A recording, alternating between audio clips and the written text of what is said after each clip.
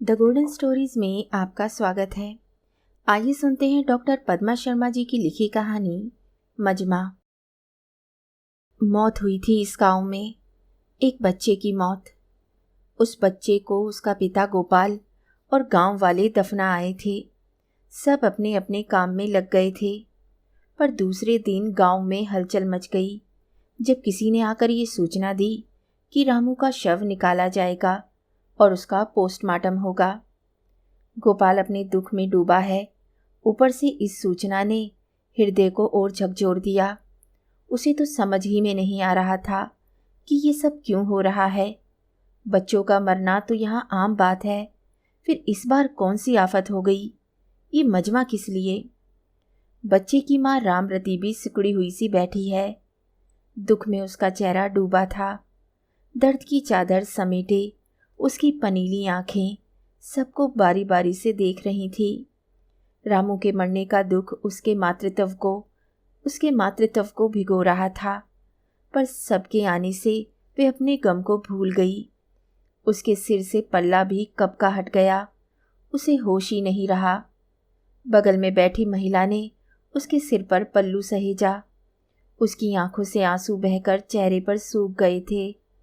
ऐसा लग रहा था कि हॉर्न बजाती गाड़ियां उसके दरवाजे पर आकर रुकी तो उसका रोना थम गया। जब परिचित या रिश्तेदार आते हैं तब दुख में अपने आप ही आंसू बहने लगते हैं। इस समय आंसू भी भला कैसे बहते? वो तो अपने लोगों को ही देखकर दर्द बयां करते हैं। सुबह ही कोई आकर खबर दे गया था कि साहब आएंगे तुम्हारे घर, जरा सलीके से रहना। वे लोग अपना गम भूलकर उन लोगों के आव भगत की तैयारी में लग गए। अधिकारियों की टीम गांव के दौरे पर आई। गाड़ियां गांव में धूल उड़ाती पहुंच गई।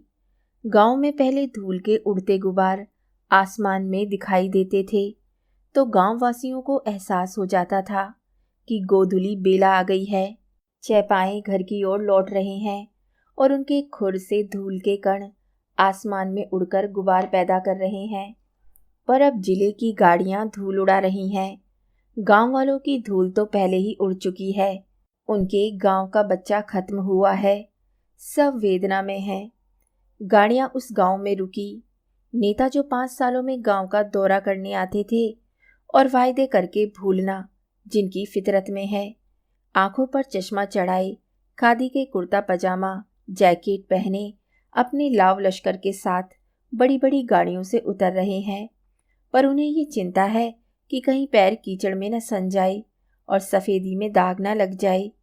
काले चश्मे में वो सिर्फ वही देखना चाहते हैं जो उनके स्वार्थ के लिए काम आता है। जिला मुख्यालय से आए सब लोग मातमी घर में पहुंच गए। खटिया डाल दी गई। बच्चे के पिता गोपाल को सांत्वना देने का सिलसिला शुरू हो गया। उसके कंधे पर हाथ रखकर उसे समझाया जा रहा है। तुम्हें कब पता लगा कि वो मर गया है? साहब, कल दोपहरिया में घरवाली की गोद में ही सर रखकर लेटा था। अचानक उसने हिलना डुलना बंद कर दिया तो जनी को कुछ शक हुआ। उसने मुझे आवाज़ दी। मैं दौड़कर उसके पास पहुंचा। कहकर उसने अपनी नम आंखों को अपने कंधे पर मड़े गमछे से पोंछा। वो कब से बीमार था? किसी अधिकारी ने पूछा। नहीं साहब, वो बीमार नहीं था, गोपाल ने प्रतिरोध किया। अरे, कहने का मतलब है कि वो कितने दिनों से खटिया पर लेटा था, मतलब बाहर आना जाना बंद कर दिया था। कमजोरी की वजह से वो आ जा नहीं पा रहा था। हाँ, बात वही है, बीमारी में भी तो कमजोरी आ जाती है। अप्रत्यक्ष रूप से यही समझाया जा रहा है कि खाने की कमी से ये मौत नहीं हुई। वह तो कई दिनों से बीमार चल रहा था। आंगनवाड़ी से सामान लेने नहीं जाते तो मरो भूखो, एक कर्मचारी ने डपट कर कहा। वह घिघियाते हुए बोला, साहब, केंद्र तो कब का बंद पड़ा है। दबी जुबान में अधिकारियों को पता चला कि वो केंद्र सरपंच की बहू के नाम है, जो अमूमन शहर में रहती है और सारा सामान भी वहीं पहुंचता है। मातमी परिवार को आर्थिक सहायता राशि का भी प्रस्ताव दिया गया। गोपाल को लग रहा था कि सब दिखावा हो रहा है, सब जमीनी हकीकत से दूर हैं। सब अधिकारी और नेता अपनी अपनी कुर्सी बचाने में लगे हैं। सब एक दूसरे पर इसकी जिम्मेदारी थोप रहे हैं। शोक संतप्त घर में जब बड़ी हस्तियां बैठने आती हैं तो अखबारी सुर्खियां बन जाती हैं। शोक संतृप्त घर में जब बड़ी हस्तियां बैठने आती हैं तो अखबारी सुर्खियां बन जाती हैं। अधिकारी गोपाल से बात कर रहे हैं। कुछ फ्लैश भी चमकते हैं। रिकॉर्डिंग हो रही है। पत्रकार टीवी के चैनल वाले फोटो खींच रहे हैं। गोपाल ने देखा कि उसके बहनोई फैरन पंचायती चुनाव में उससे बुराई मानकर बैठे थे, वो भी आज आ गए हैं और न्यूज़ चैनल वालों को अपने बयान दे रहे हैं। सब लोग जाने लगे तो गोपाल के रिश्तेदार और गांव वाले टीवी पर दिखाई जाने वाली इस न्यूज़ का समय और तारीख पूछ रहे थे, जिसमें वे सब खुद को देख सकें। गोपाल को लग रहा था मौत पर मेला लगा हुआ है। गोपाल 9वीं कक्षा तक गांव के ही स्कूल में पढ़ा था। वे शहर भी गया कि कोई छोटी मोटी नौकरी मिल जाए। उसमें तो वो कामयाब नहीं हुआ। अलबत्ता उसकी बोली बानी और रहन सहन में जरूर बदलाव आ गया। आखिर उसे वापस गांव आना पड़ा। रात में खटिया पर लेटा वे सोच रहा था, गलती तो उसकी भी है। घरवाली को पेट भर खाना नसीब नहीं हो पाता। जब वो ही नहीं चैत पाती तो बच्चे भी कमज़ोर ही पैदा होंगे और फिर उस पर हर साल पैर भारी होना, घर परिवार और आमरती सब पर बोझ। अभी कुछ दिन पहले ही तो शहर से अधिकारी आए थे और कई बातों की खोजबीन कर कर ले गए थे। हुआ यूं था कि शहर से एक आदमी और विदेशी आए थे गांव में उस बरगद के पेड़ को देखने जो बरसों पुराना है। गांव के बच्चों के साथ रामू भी खेल रहा था। अचानक उसे चक्कर आया तो उन लोगों का ध्यान उन बच्चों और रामू पर गया। उन लोगों ने रामू व अन्य बच्चों की तस्वीरें खींची। ये तो तब पता चला जब इनकी फ़ोटो अखबार में छपी। साथ में एक बड़ी खबर थी जिसके ऊपर लिखा था कवर स्टोरी। उसे वो पूरा पेज याद सा हो गया था क्योंकि इस खबर में उसके बच्चे की फ़ोटो थी और खबर उसने गांव के बुजुर्गों को कई बार पढ़कर सुनाई थी। आखिर वो पढ़ा लिखा था। खबर इस प्रकार थी, भारत दुनिया के सुपर पावर क्लब में अपना स्थान बनाने की हैसियत रखता है। दूसरी ओर इसकी गिनती सर्वाधिक भुखमरी और कुपोषण ग्रस्त देशों में होती है। हम विश्व की सबसे चमकदार अर्थव्यवस्थाओं में से एक हैं, पर यह सबसे बड़ी त्रासदी है कि कुपोषण से हर साल लाखों लोग मरते हैं। संयुक्त राष्ट्र मानव विकास सूचांक रिपोर्ट लगातार यह कह रही है कि भारत में बच्चों और महिलाओं में कुपोषण की स्थिति अफ्रीकी देशों से भी ज़्यादा है। ये राष्ट्रीय नहीं अंतर्राष्ट्रीय स्तर पर बड़ी शर्म की बात है। जब भूख और गरीबी राजनीतिक एजेंडे की प्राथमिकता नहीं होती तो बड़ी तादाद में कुपोषण सतह पर उभरता है। सेव द चिल्ड्रन की रिपोर्ट के मुताबिक भारत में रोजाना 5000 से भी अधिक बच्चे कुपोषण के चलते दम तोड़ देते हैं। ये हालत तब है जब देश में पर्याप्त अनाज है पर उचित भंडारण के अभाव में सड़ रहा है। लोग बड़े बड़े दावे करते हैं कि कुपोषण की समस्या से निजात मिल रही है। इस परिदृश्य में शिवपुरी जिले के वलाला गांव की हालत देखकर सारे आंकड़े झूठे लगते हैं। इस गांव में इतने कुपोषित बच्चे मिले हैं कि विश्वास करना मुश्किल है। जहां नजर जाती है वहीं हड्डियों के ढांचे को ढोता कोई बच्चा गांव की गलियों में दिख जाता है। कुपोषण से निपटने के लिए ठोस रणनीति बनानी होगी। समाज की कोई हलचल या घटना जब मीडिया के पास पहुंचती है तो वो खबर बन जाती है और अगर वे ठीक तरह से छप जाए तो वो हंगामा खड़ा कर देती है। और यही इस रपट के साथ हुआ। खबर चौंकाने वाली थी। रातों रात सबकी नींद हराम हो गई।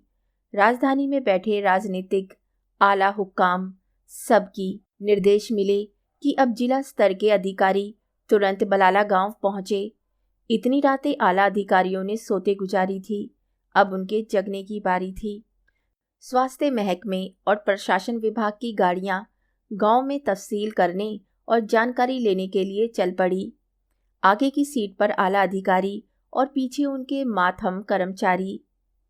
स्थानीय नेता और विधायक की गाड़ियां भी हिचकोले खाती रास्ता नाप रही हैं। इन सब पर नजर रखे हुए मीडिया की लाठी, उनकी भी गाड़ी घुरघुराती हुई सड़क को पीछे छोड़ती जा रही थी। पूरे गांव में हड़कंप मच गया था। डॉक्टरों की पूरी टीम भी साथ थी। इन लोगों ने रामू व कई बच्चों की जांच की। एक एक कर उनका वजन तोला गया। उम्र के हिसाब से गांव के कई बच्चों का वजन कम निकला। वहां आए सब अफसर एहलकारों ने अपने अपने तरीके से बच्चों से सवाल किए। तुम्हारा वजन कम क्यों है? दिन में कितनी बार खाना खाते हो? खाने में क्या लेते हो? गोपाल रामू को गोद लिए थरथर कांप रहा था। उसे लग रहा था रामू को चक्कर आ जाने की वजह से कोई भारी बखेड़ा खड़ा हो गया है। उसने सुना डॉक्टर कह रहे थे कुपोषण हो सकता है। इस शब्द को उसने अखबार में भी पढ़ा था और अब सुन भी रहा था। उसने कई लोगों से पूछा था, इसका अर्थ? सब ने अलग अलग उत्तर दिया। बच्चों को उनकी उम्र के हिसाब से उस मात्रा में भोजन ना मिलने से शरीर में स्थायी कमजोरी आती है, जो कुपोषण में तब्दील हो जाती है। पौष्टिक आहार की कमी के कारण शरीर का विकास रुक जाता है, जिससे शारीरिक दुर्बलता आती है और शरीर एक ढांचे के रूप में दिखने लगता है, जिसमें केवल हड्डियां दिखती हैं। यही कुपोषण है। अच्छी तरह से पोषण ना होना ही कुपोषण है, यानी कि कृशकाय होना कुपोषण है। पर गोपाल को संतुष्टि नहीं हुई। उसने गांव के मास्टर जी से भी पूछा कि ये कौन सी बला है। मास्टर जी ने बताया था, दरअसल ये एक अल्प पोषित कारक है जो अपर्याप्त या असंतुलित भोजन के कारण उत्पन्न होता है। जब हमारे शरीर को सही मात्रा में विटामिन्स, मिनरल्स, कार्बोहाइड्रेट, प्रोटीन जैसे अन्य पोषक तत्व नहीं मिल रहे होते जिनकी हमारे अंगों को जरूरत होती है, तब रक्त एवं उत्तकों पोषक तत्वों के स्तर में परिवर्तन होता है और व्यक्ति बीमार हो जाता है। वही कुपोषण में तब्दील हो जाती है। मास्टर जी ने कई उदाहरण देकर उसे संतुष्ट कर दिया। उसके यहाँ ये पहली मौत तो थी नहीं। इसके पहले भी वे अपने 2 बच्चों को खो चुका था। वे किसके सामने अपना दुखड़ा रोए? 2 साल पहले सरपंच के भंडार में क्विंटलों गेहूं सड़ गया था, पर उसने उसे हम लोगों में बांटा नहीं था। सोचते सोचते उसे नींद आ गई। सुबह 10 बजे के लगभग गांव में पानी के बड़े बड़े टैंकर आ गए थे। संग आए कर्मचारी साबुन बांट रहे थे और कह रहे थे, तुम सब अच्छी तरह से नहा धो लो, कपड़े वगैरह भी साफ कर लो। साबुन और भोजन के पैकेट बांटते हुए लोगों ने फोटो खिंचवाए। पीछे एक बैनर भी लगा था जिस पर किसी संस्था का नाम लिखा था। दवाइयाँ वितरित की जाने लगी।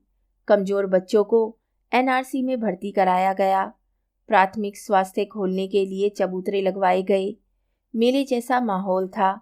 जहाँ जिंदगियों की सुध नहीं ली जाती, वहाँ मातम पर चहल पहल थी। पीने के पानी को जो लोग मोहताज थे, जिनके चैपाई भी पानी को तरसते थे, आज उनके नहाने के लिए टैंकर आ रहे थे। दवाइयाँ, दलिया, सोयाबीन और मक्का आदि बांटी जा रही थी। नाइयों की खोज शुरू हो गई थी। ढूंढ ढूंढ कर बाल काटने वालों को लाया गया।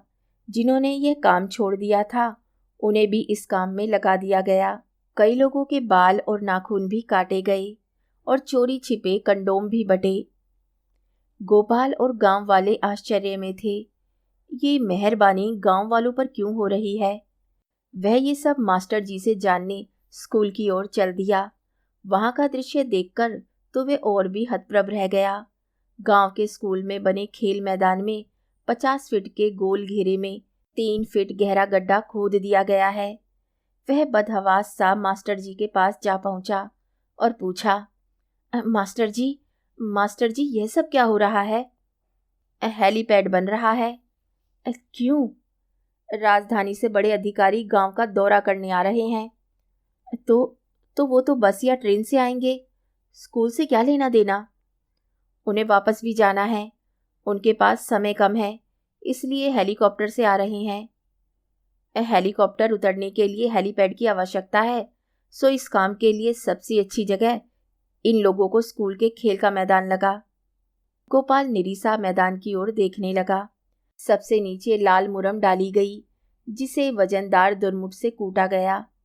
फिर गोल पत्थर डाले गए जिन्हें कूटा गया। इसके बाद मिट्टी और मुरम की कई परत बिछाकर ऊपर तक लाया गया।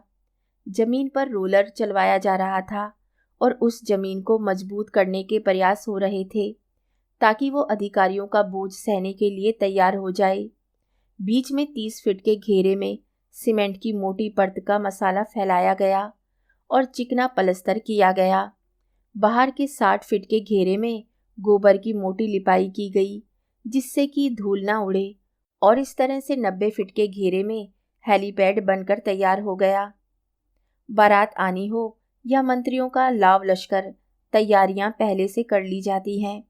इतनी सज धज और चकाचौंध पैदा की जाती है कि असलियत अंदर ही दबकर रह जाती है। गाँव में काफ़ी मजमा लगा रहा। सबके मन में उत्सुकता है कि बड़े साहब राजधानी से आ रहे हैं। बच्चे जिन्होंने रेल को ही अच्छी तरह से नहीं जाना, वो हेलीकॉप्टर पास से देखेंगे। गोपाल के मन में आशा की किरण जगने लगी। उसे लगने लगा कि अब जरूर उनकी परेशानियों का अंत हो जाएगा। और वो दिन भी आ गया। आसमान में तेज आवाज करता हेलीकॉप्टर मंडराने लगा।